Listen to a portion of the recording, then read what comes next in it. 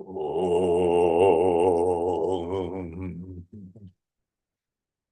Om.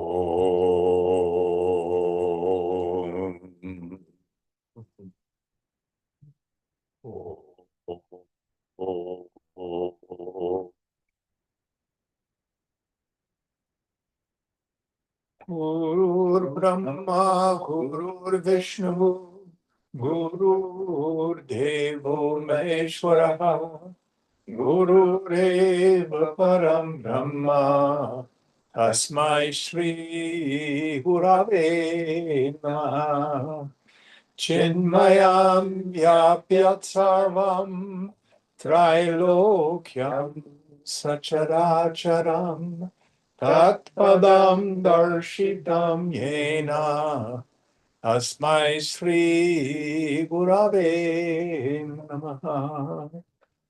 Tvameva Mata Cha Pita Tvameva Tvameva bandhuscha sakha tvameva Tvameva vedyadravinam Tvameva Tvameva sarvam mama deva deva Tvameva sarvam mama deva deva.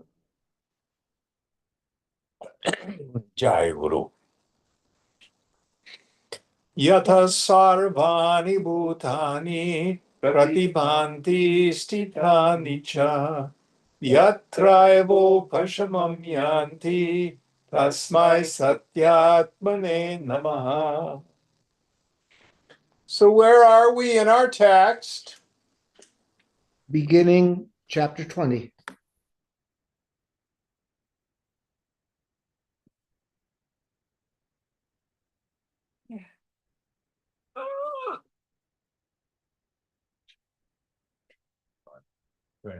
Page 204. Yeah, fine. Thanks, Mark. Vinsha Sargaha, Chapter 20. Chidatma Bhavana, Contemplation of the Self that is pure consciousness. Section 1. Brahma Karanam, the cause of delusion. Vasishtha Uvacha, Dikkaladhyana Vanchinnam, Shantam Chinmatramakshayam, Brahmaivahamiti Stitva, Mauni Swatma Sukho Bhava. Vasishtha said, I am only Brahman, or the Supreme Spirit, not divided by space, time, and the like, tranquil, pure consciousness only, and imperishable. Thus remaining in meditation, be silent, happy in your own self. Yeah. So again, what is it that the mind understands with realization of the self? The first, that I am a changeless reality. I'm absolutely safe, always. The phenomenal world moves in front of me, but I go nowhere. It's a picture show.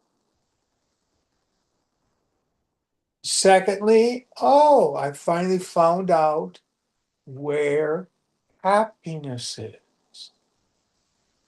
My spiritual ignorance says I externalize my happiness. It's over there. People, places, things, and conditions. I come to see it is the craving, the wanting itself that's so painful. And when desire and object of desire become one, all I get, as Vidyaranya said in our Monday night text, Vishaya Ananda, Vishaya Ananda, the bliss of the sense objects. For a moment, I stop my mind. I like to use the example of the person who's hitting themselves on the head with a hammer. Why are you doing that? Oh, because it feels so good when I stop. I want this. I want that. More, better, different. More. Ooh, ooh, yeah. I got it. So here Vasishtha's saying, let go. Come home.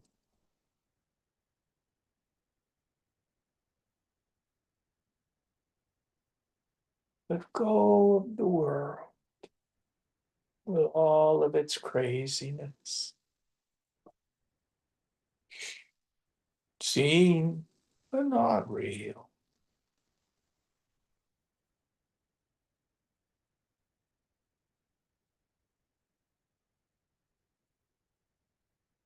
Any thoughts on this? But why is it so hard, Jim?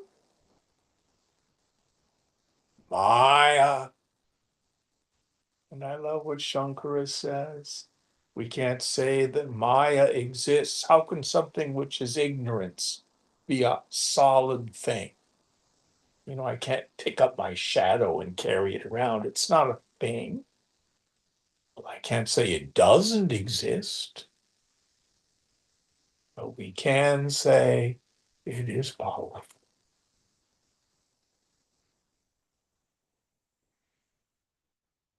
All right, going on. Seems like a powerful habit. That's what it is. Yes. I mean, but it's more than just a habit, even from this lifetime. Mm. It's from time immemorial. Mm.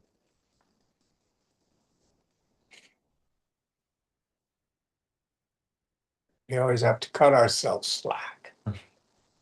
Take it easy. Going on. Ajnana kalana yavat brahma abhavana yava yavadastha jagat drishye yavaccha satyata dehe yavadaham bhava tavatchidatmadvikalpana. As long as there is the assumption of spiritual ignorance, as long as there is the idea that one is not Brahman or the Supreme Spirit, as long as there is regard or care for the web of illusion of the world, as long as there is the idea of reality in the seen or the visible object, and as long as there is the sense of I in the body, so long there is the imagination or idea of mind and the like. Yes. So there is no other bondage than what Vasishtha has described because of spiritual ignorance. I think the phenomenal world is real and inherently joy-giving or misery-producing. This wonderful world, Jagat Jala, the term that he's used, the web of the world. So just like a spider's web, it's sticky. The little fly doesn't, oh, I'm going to go land here and get something yummy. And you and I indiscriminately dance with the objects of the senses. And we get stuck.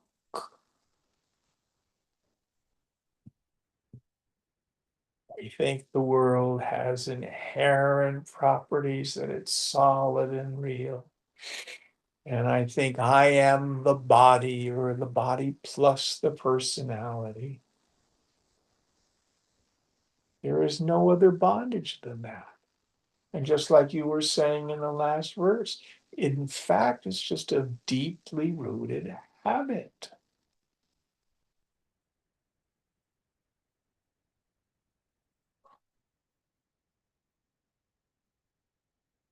Ego says, resolve the struggle of ego.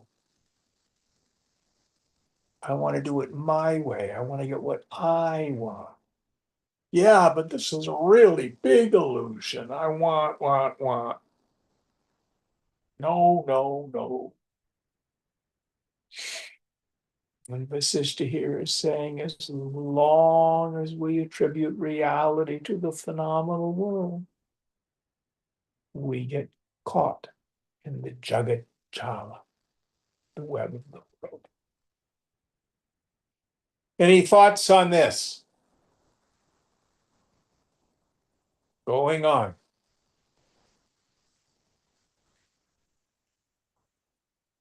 भोगेष्व नास्ति चित्तस्य शीतलामलनिर्वृतेः छिन्ना शापा शजालस्य श्रूयते चित्तविभ्रमः. To one whose mind is indifferent to enjoyments, who has satisfaction which is cool and stainless, and whose snare consisting of chains of hopes has been cut, the delusion of the mind is destroyed. So how do I end the delusion of the mind? What is the process? So let's parse this verse because it has the steps to be taken. So the first idea, To one whose mind is indifferent to enjoyments. yeah. How do I gain this indifference? Through a steady contemplation of their inherent defects. Doesn't mean money's bad and houses are bad and relationships are bad. It doesn't mean that. The defect is when I expect more from the world than it can give. So I frequently tell the story about the person who goes to Antique Roadshow and they think it's junk jewelry and it turns out to be a precious jewel. Mhm. But there's the opposite. Oh, this was my great grandmother's brooch. And it was given to her because she was a maid for a lady in waiting to the Queen of England. At least this is the story in our family. And I know it's very precious. And you go to the appraiser and says, well, I'm so sorry, but it's just paste. It's worth about $50. That's all. It's not a precious jewel. That happens at Antiques Roadshow too. But it says the Stradivarius violin. No, what was the name inside your leg? Gaspar de Sol. What? Gaspar de Sol or something. Yes, and you were convinced. Your family had this story. This was a 18th century violin. It was going to be so valuable. Yeah. No, that's the world. That's the world. I think it's going to be so valuable. I know. It's different. And there's the classic story of the person who goes out in the field and the chintamani, the wish-fulfilling gem is there, and he finds it, but he disregards it and instead finds pieces of broken colored glass and is convinced they're precious gems. Mhm. That's what you and I do. So it's only through over and over and over again. What does it feel like to want something I don't have? Vedanta says there's no other suffering. When I do get what I want, how temporary it is. It's always temporary, ephemeral. And it's always just a taste to myself. Own my dukkha, fool, mudha, there I am wanting, and own my ananda. It's a taste to myself. It is through insight, ultimately, that we're able to get mature vairagya. To finally, all right, I'm done with it all. I'm dead to this world. Next idea. Who has satisfaction which is cool and stainless. Yes.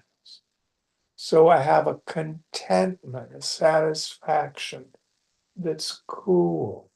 It's a peace of mind. So worldly sorrows and joys, gains and losses, successes and failures will come. Prarabdha. But they only touch the body. They don't have to touch the mind.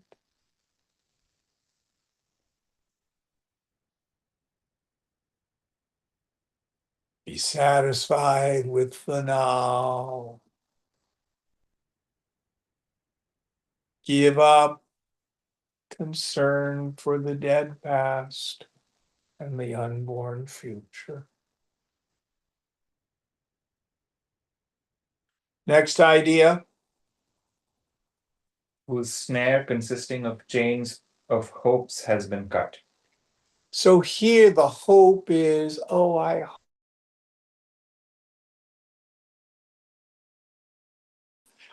hope it's going to be better if I get a different relationship. I hope it's going to be better if the politics change. I hope it's going to be better if I'm 20 pounds heavier, 20 pounds lighter, if I change my hair color. Whatever it is, I'll be happy when, it'll be better if. All it ever gets is different.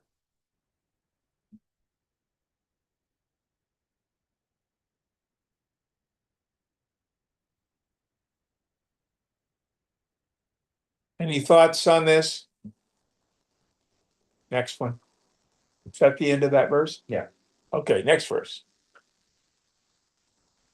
Antarmukhataya sarvam chitvahno trijagatrinam juhvato juhvatontarnivartante munecheda di vibhramaha chittam jnanagnina dagdham na bhuya parirohati. To the sage who is offering as oblation all the straw in the form of the three worlds in the fire of consciousness inwardly, the delusions of the mind and the like turn away from within. The mind burnt by the fire of knowledge does not spring up again. So the fire, you have straw, just it burns. So all the various unresolved proclivities as they arise, be it some experience in the outer phenomenal world, if it be some emotional reaction, if it be some thought process, the yogi watches, does not believe it, just shake, rattle, and roll, and burn it all up in the fire.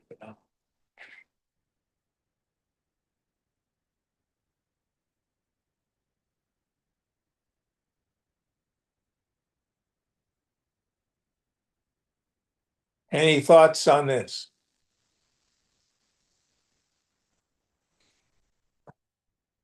Next one.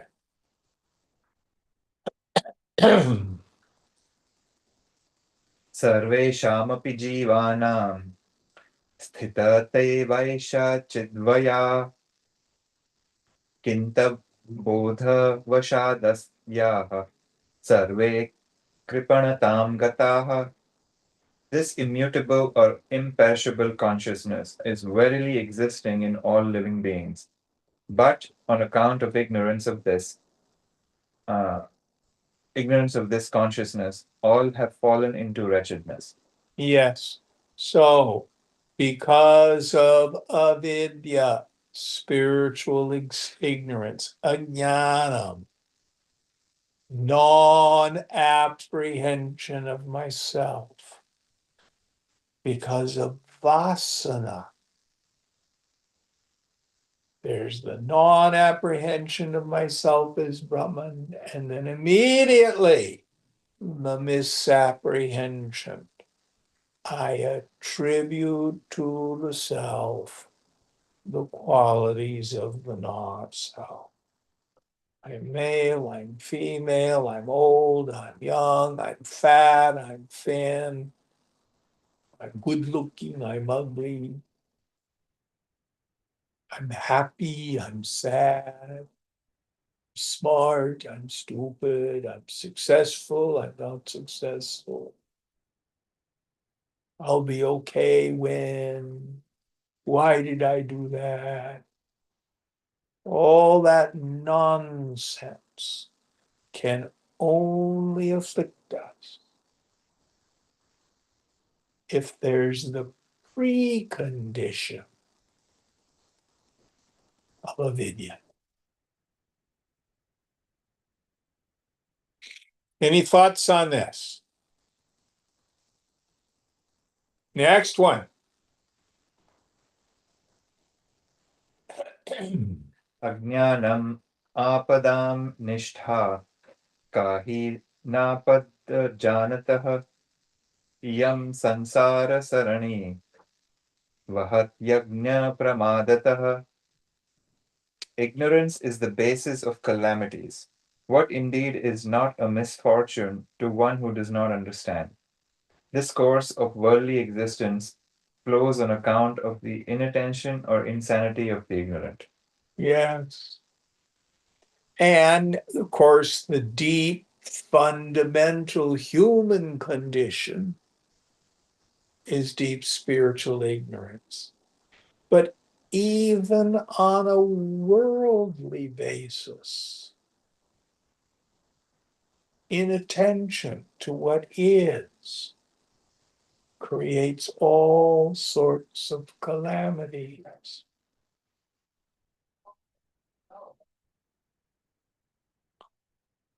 I have people I've worked with who think allowing the mail to pile up is an effective way to deal with their bills.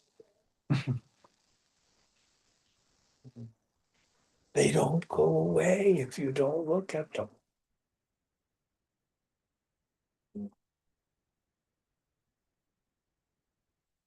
People who think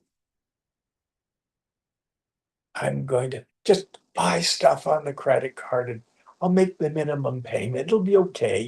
When my lump of money comes in, I'll pay it off. And the next thing you know, they're tens of thousands of dollars in debt. And no magic windfall has come. They're ignorant of money's basic rule.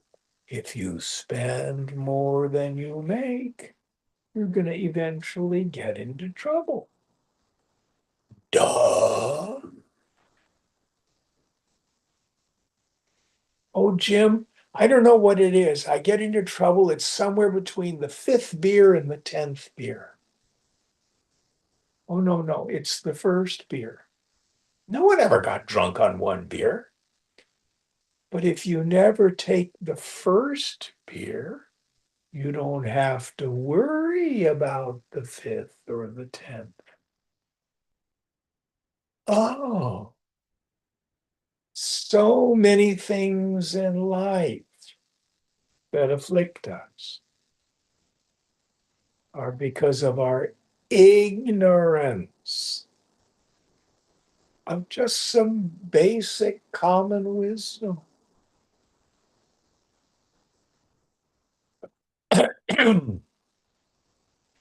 I was a person who went through all my mathematical training. I had a great aptitude for math, but I hated correcting, going back and rechecking my homework to make sure my calculations were correct. This is in the day before calculators. I think kids do everything on the phone now, don't they? Oh, Ask ChatGPT. Hmm. You just ask ChatGPT. But in the old timey days when you were taking an algebra class and stuff like that, where you had, a series of equations to resolve. we didn't have calculators either. At least I did not. Yeah, We had logarithmic books.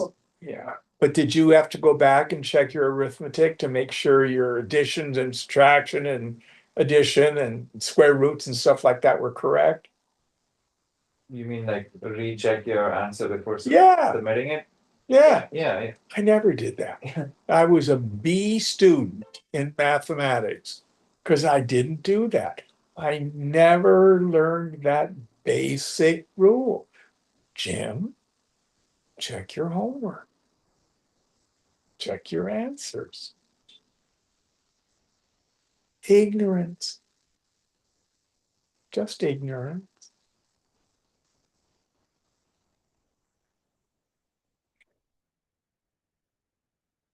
And God, now all the computer things do it for you.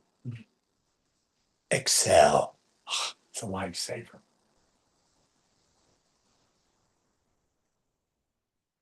All right. Ignorance is the root of so much of my problems on so many levels. Going on. संवेद्ये नापरामृष्टं शान्तं सर्वात्मकं च यत् तत्सच्चिदात् सच्चिदाभासमयम् अस्ति तत्सच्चिदाभासमयम् अस्तिह कलनोज्जितम्. There exists here that reality which consists of the light of being consciousness, abandoned by knowing, untouched by the known, tranquil, and of the nature of the whole. So, what is here?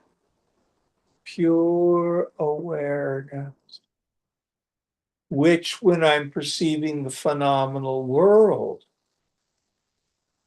feels like the witness of everything. Withdrawing my attention from the phenomenal world. It's just Chidakash, the space of pure awareness.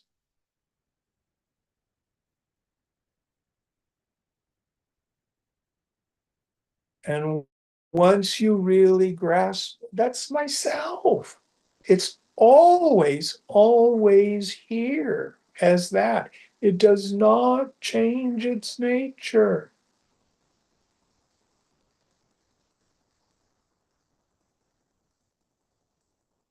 When are you ever not you? If you clearly investigate, who are you? And everything changes. Going on. Section 2. Avidya Vibhagaha, the division of spiritual ignorance. Samudeti Swatan Tasmat Kala Kala Narupini Sukshma Madhya Tatha Sthula Chetasa Kalpyate Tridha. There rises by itself from that being consciousness a small part of the nature of knowing that is produced or arranged in three ways: the subtle, the middling, and so also the gross. So the knowing here, I think it's the knowing of stuff. So let's go on and see how it expands the idea. Going on. Sattvam raja stam iti चेशैव प्रकृति स्मृताः एषैव संसृति जन्तो अस्या परं padam. Only this, the appearance from the pure being consciousness, is regarded as Prakriti or nature, constituted of the three energies or qualities, Sattva or light, knowledge, and harmony, Rajas or agitation, passion, and activity, and Tamas or darkness, ignorance, and inertia. Only this is the course of worldly life of a living being. Its furthest limit is the supreme abode or reality. So what he's doing here is not something that's just intellectual. He's describing what the yogi experiences returning from nirvikalpa samadhi.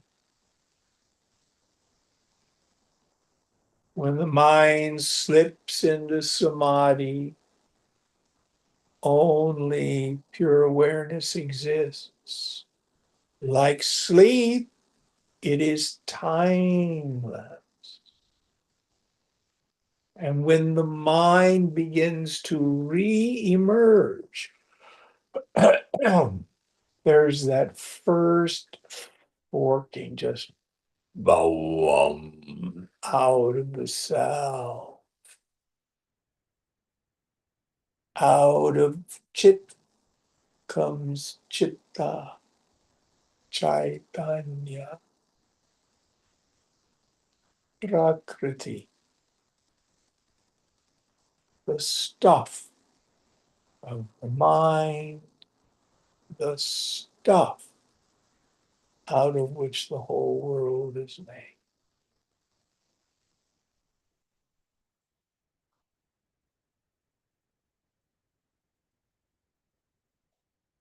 Next verse. अत्र ये तु त्रय प्रोक्ता गुणास्तेऽपि त्रिधा स्मृताः नवधैवं विभक्तेयम् अविद्या गुणभेदतः. What have been mentioned here are the three gunas or qualities or energies. They are also regarded each in three ways. Thus, the spiritual ignorance is divided in 9 ways on account of difference in quality or characteristic. So this prakriti is comprised of the gunas, and here he says we have panchakaranam. No, I lied. It's not. It's ninefold division, not 5. I forgot how you say 9. Nava. Navakaranam. So these 3 gunas then have 3 parts as they recombine to make a total of 9. Meaning the world gets grosser and grosser and grosser until it finally shows up as the Jagat, the phenomenal world that appears separate from me, the individual. Going on. सात्विकस्यास्य भागस्य नागाविद्याधरातमः रजस्तु मुनय सिद्धा सत्वं देवाहरादयः. Of the part which has the nature of sattva or light, knowledge, and harmony, Nagas, or the mythical semi-divine beings having a human face and a serpent tail inhabiting the netherworlds, and Vidyadharas, or a class of demigods, constitute the tamas, or darkness, ignorance, and inertia subdivision. The rajas subdivision is constituted by sages and the accomplished ones endowed with supernatural powers. The sattva subdivision is constituted by the gods like Hara or Shiva. So here in the world of the non-physical and the subtle, there are the lower entities and sages and saints. We put them in the Rajasic thing because we are moving in the world, and then the gods. So that's the 3 as they appear in the sattva realm. Let's go on and see what he does for the Rajasic now. Shuddham Sattvam Hyavidhyaya Bhago Vidhyeti Kathyate Tishtanti Jnanino Mukta Yavateham Jagat Sthitau. The pure sattva portion of avidya or spiritual ignorance is declared as vidya or spiritual knowledge. Sages endowed with spiritual knowledge remain liberated as long as the body resides in the world. Yes, so the body goes through its activity, but the backside of the mind, as it were, the jnani, is always empty.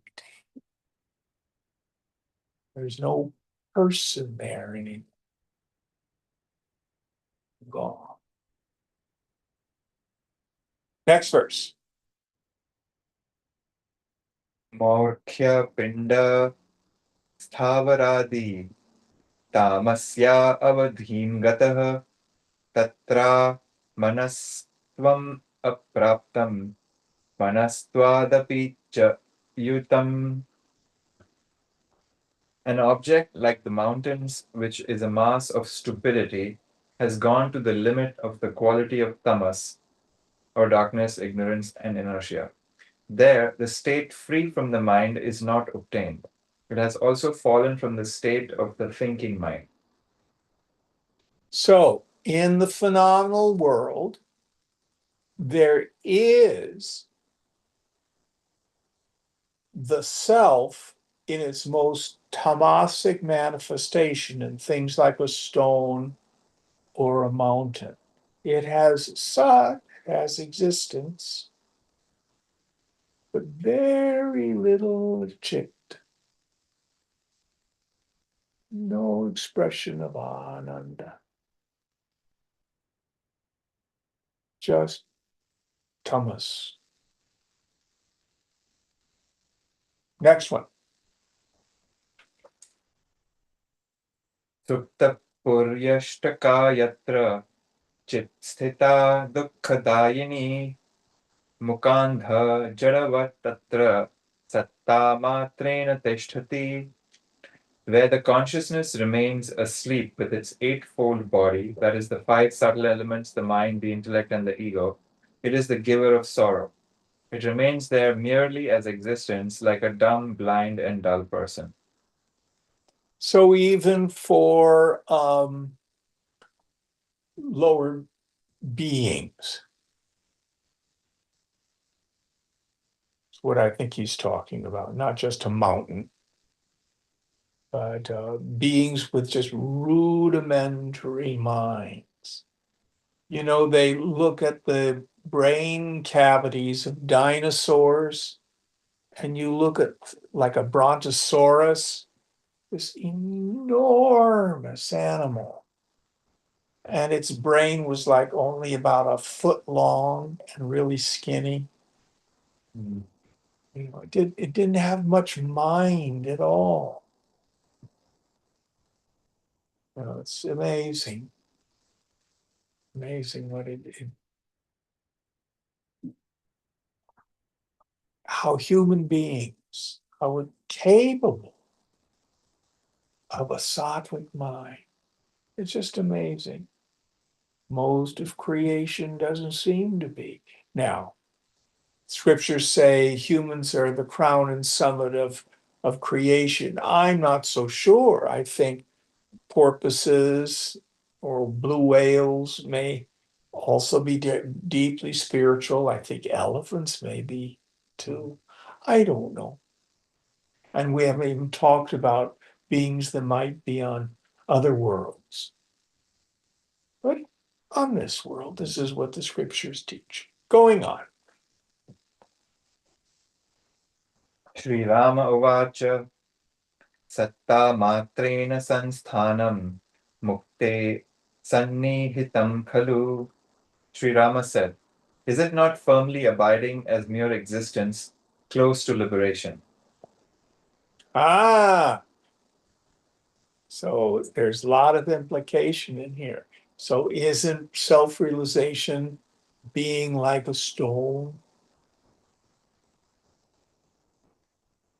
And the implication is if I just go unconscious, is that the highest state? There are people, they wouldn't call it that, but they certainly do it. I was talking with a friend of mine who's an emergency room nurse. This fellow came in and he's on massive doses of methadone. And then on top of the methadone, he's doing fentanyl. Wow. And where's he trying to get to? Pure tamas. Because his mind without it is so painful. And he started a detox there in the emergency room. The guy was just throwing things at people. He was in a lot of anguish. You can say to some degree, even like anti-anxiety pills are moving the mind towards tamas in some way. They could, as a yogi and as a teacher, I am not a doctor. So I have to be very, very careful not to suggest that someone take or not take medication.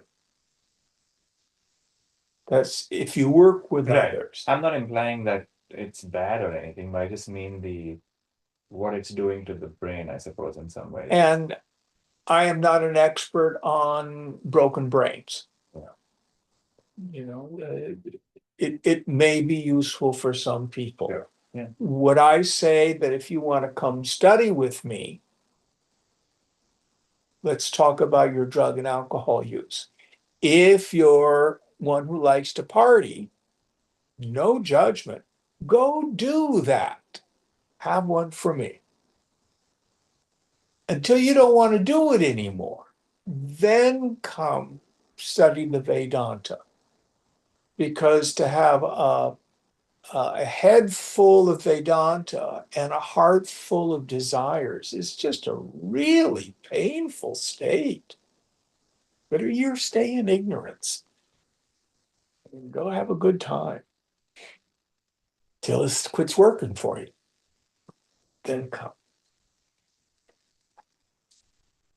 So, do some people treat anxiety in an inappropriate way with medication?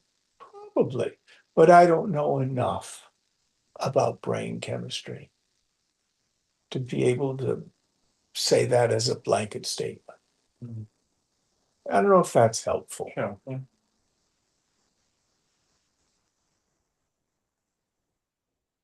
Um, And I have students who are on psych meds. Mhm. I just don't talk about it. I mean, I ask about it. And if they feel like they want to get off of them, I say, you talk with your psychiatrist about it and follow your psychiatrist's instructions. Tell them that you have the desire to do that, but take your medication as prescribed. That's what I do.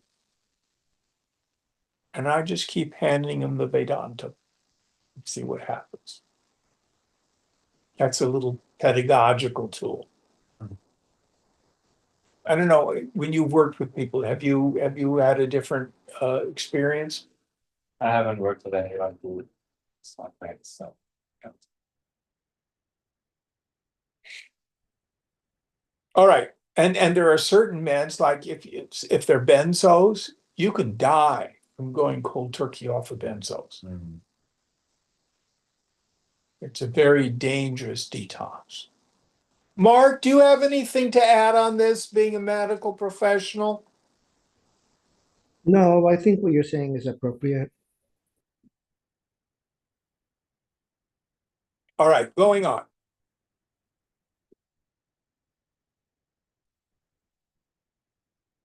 let me finish that. Where one more idea. There are circumstances, and Mark, I would love your input on this, where I have known someone goes to their internist, their GP, their general practitioner. Oh, I'm feeling depressed, and the GP prescribes the med, who is not a psychiatrist Mhm. and has not given them a thorough examination. They're just handing out pills. Mhm.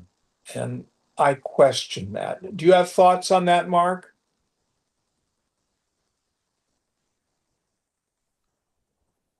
I think it's complex. It depends on how deep the depression might seem, I think. But is a general practitioner usually qualified to be able to diagnose that stuff?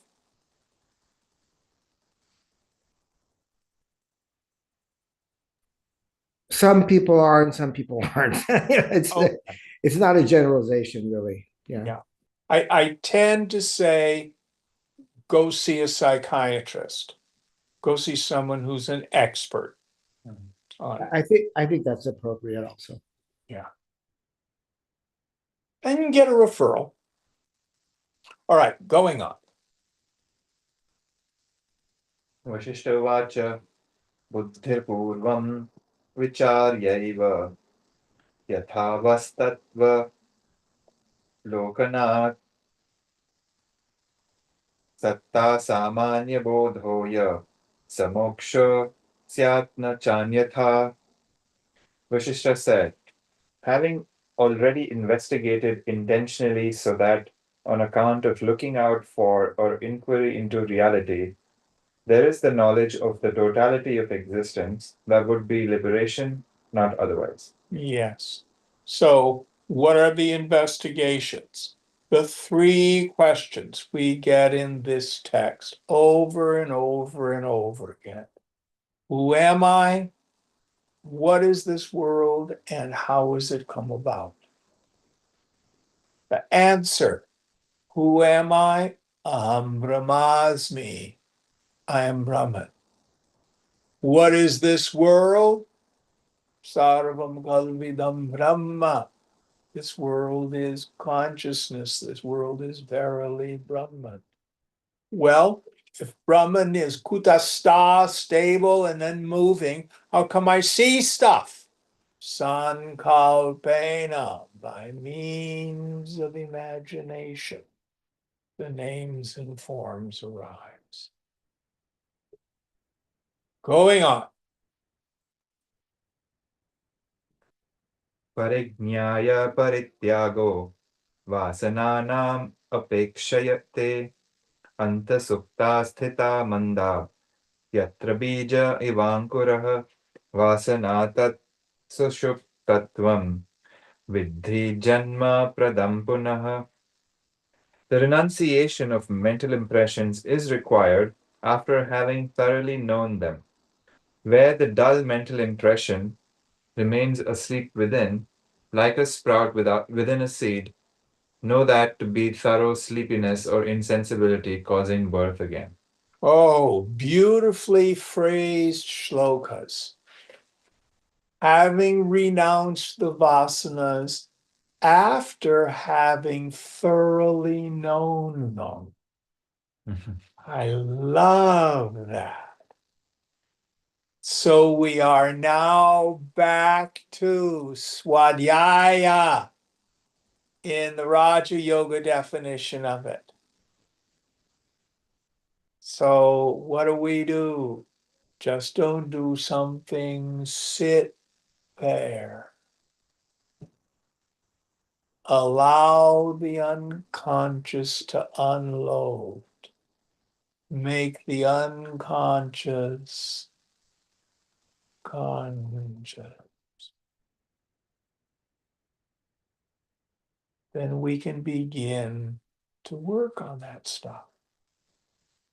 True story.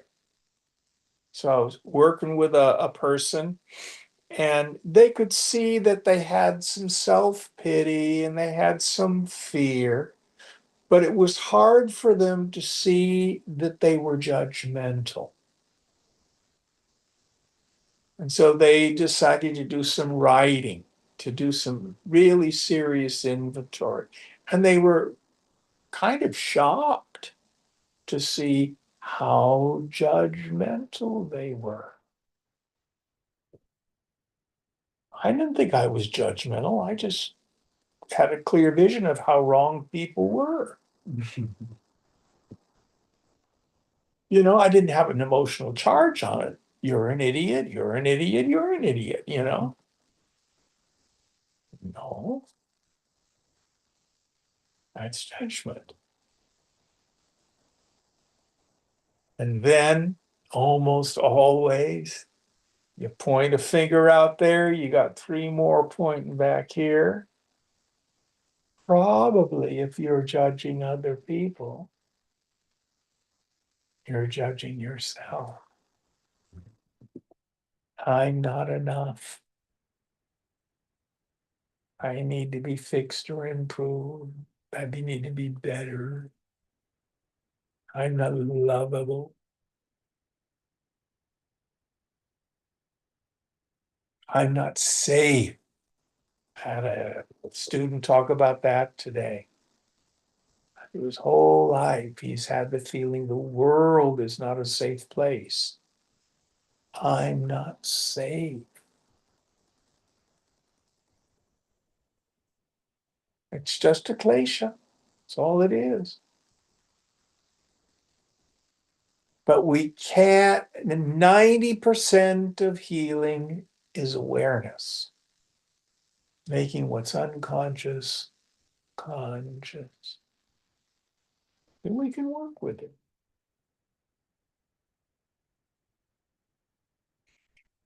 So let's parse the verse again. So The renunciation of mental impressions is required after having thoroughly known them. When the dull mental where the dull mental impression remains asleep within, like the sprout within a seed, know that to be thorough sleepiness or insensibility causing birth again. yes, so we have these unfructified vasanas, which cause my dullness to continue, and that then becomes the cause for rebirth. So we can look at it in two ways. In the larger sense, after you die, because those have yet to be exhausted or renounced, that's what impels us into the next life. But in this life, this is what causes me to re-identify.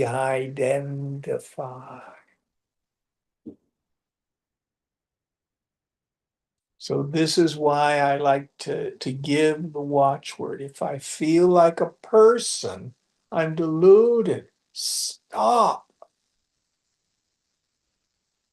Don't just go on automatic pilot. When I feel like a person, ego will say, fix the world, fix me. Either handing it a bouquet of flowers or get out the baseball bat. Stop.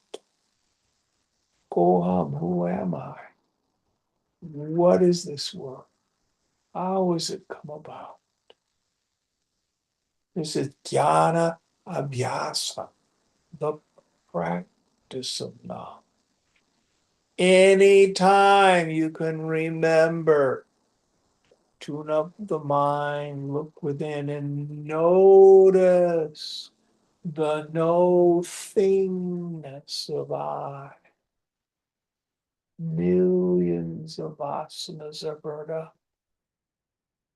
What is the inherent nature of a vasana? It veils apprehension of the self.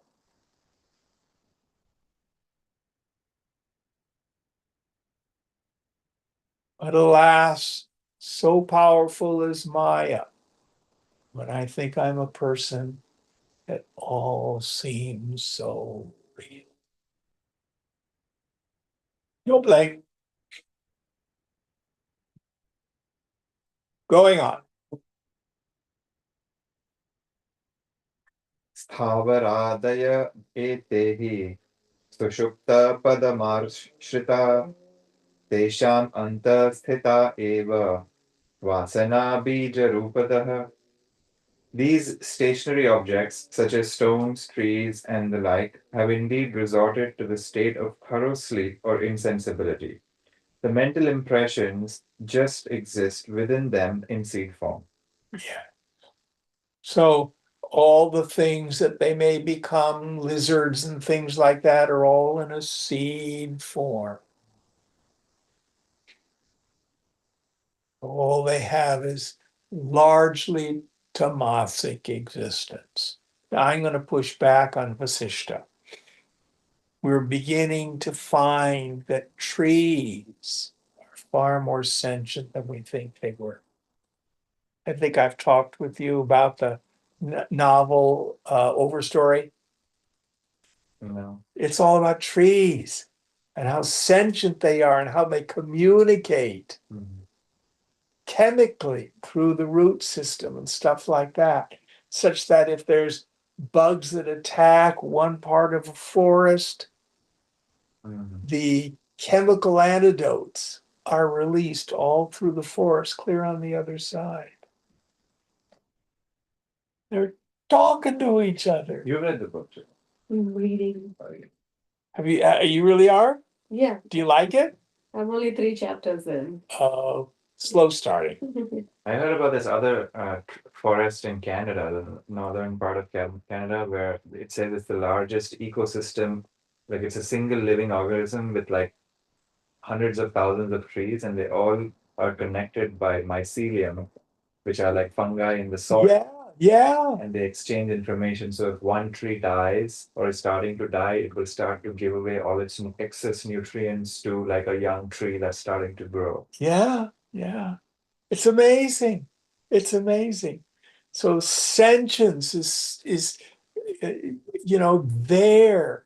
Rajas and Sattva are there even in the trees. Amazing. Anyway, going on. Yatrasti vasana bijam tat sushuptam na siddhaye nirbija vasana yatra tatturyam siddhidam smritam. Where there is the seed or germ of mental impression, that is the state of sleep and does not bring about fulfillment or self-realization. Where the mental impression is without seed, that is the fourth state of consciousness, turiya, that is regarded as producing spiritual perfection. Yes. So when the seeds are roasted, meaning they can no longer sprout as ignorance, meaning they no longer have the power to rob us of self-experience. So the implication is, in the end, desire is not an impediment to realization, nor is action. Ignorance is the issue. Ignorance is the issue.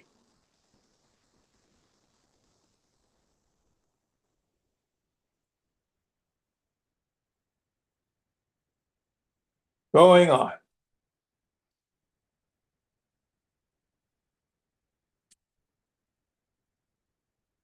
Vasanaya tatha vanhe trinavyaadhi dvishamapi sneha vaira vishanam cha shesha swalpopi badhate. Even a little of the residue of mental impressions, as well as that of fire, debt, disease, enemy, illness, or affection, hostility, and poison oppresses or vexes. So it uses sneha, affection. It has a negative connotation. It's kind of oily and sticky. Mm. But the point here is if I have any of that residual vasana, meaning I take my desires seriously.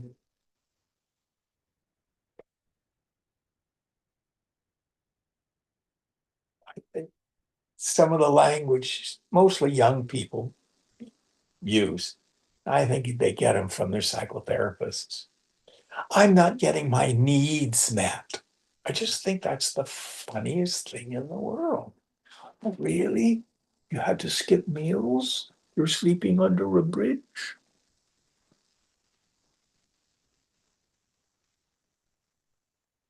No.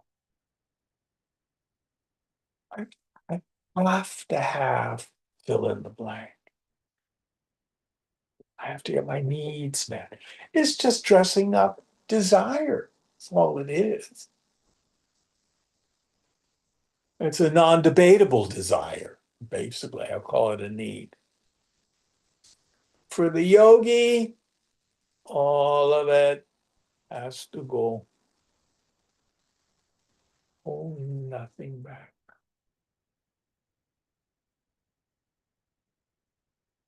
Going on.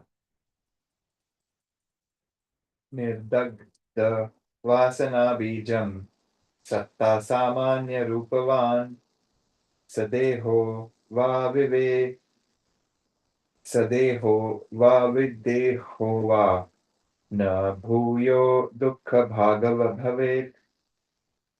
One who has burnt the seed of mental impressions and has the nature of the generality or totality of existence will not be unhappy again, whether he is with the body or without the body.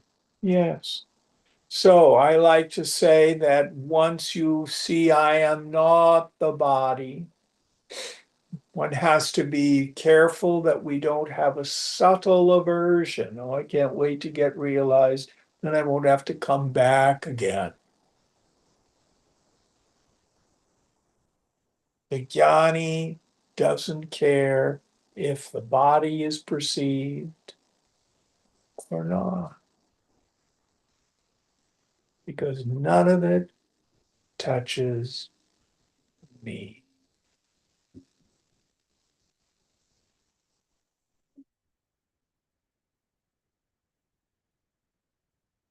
See if I can give you an example.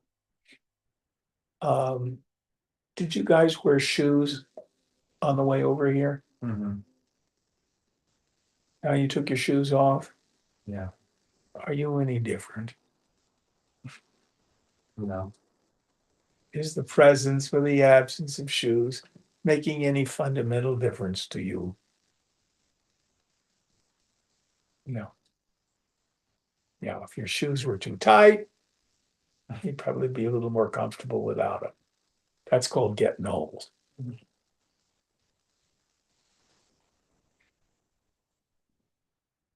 Going on.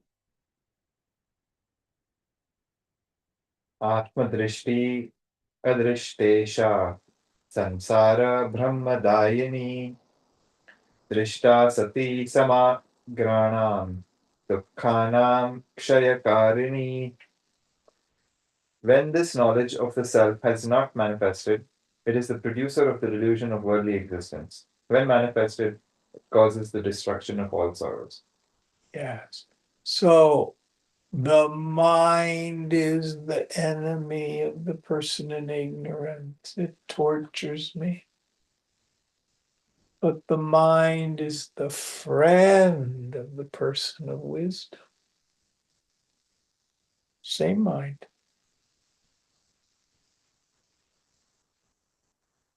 We call it no mind or the destruction of the mind. What that means is that personal sense of self is gone. The belief in an external world is inherently joy-giving or misery-producing is gone. The insistence on struggle is gone. Work will continue. Action will continue. But the jnani knows actionlessness in the midst of act. action.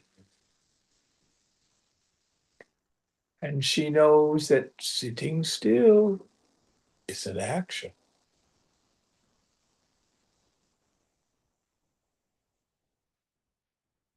Going on.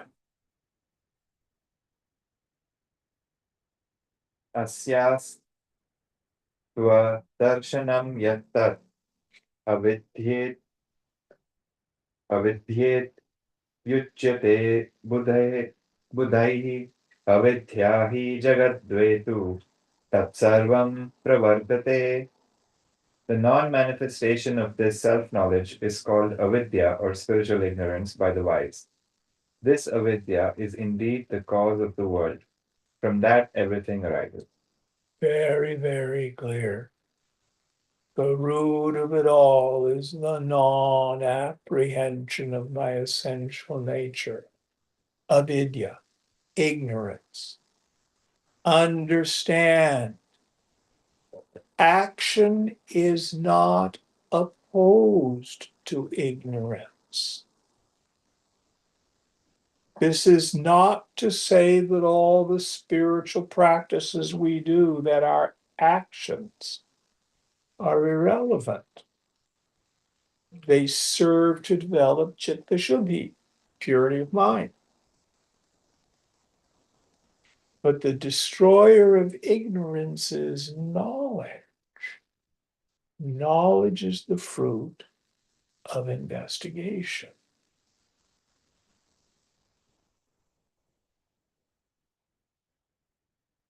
Always comes back to who are you?